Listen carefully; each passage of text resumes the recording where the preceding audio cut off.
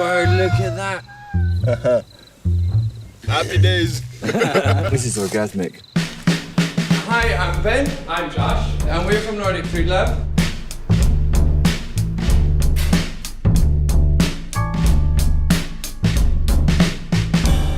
As far as I know, there's no one who's working on insects from a gastronomic point of view in as much depth as we're trying to do here. It's delicious. Why don't Westerners eat these things? These are royal caviar. I feel like the bee man, except not at one with the colony.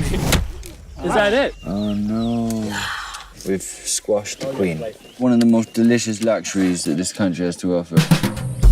Not all what the Westerners do is correct. Hey, our food was better.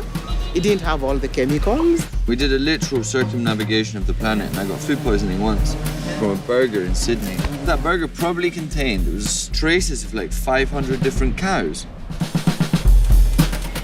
How much are you shifting? Several tons a week. A few tons a week sounds like a lot. You could very easily design a system which was completely unsustainable with a very sustainable insect. This is like a real deal conference. It freaks me out. Yeah, it smells. Yeah. Yeah, it I smells. smell money. Sorry? You smell money. These lights burn the shit out of your eyes. It's not like we should just blindly advocate the eating of these things because they've got great proteins in them and everybody's hungry. Who's going blind as a result?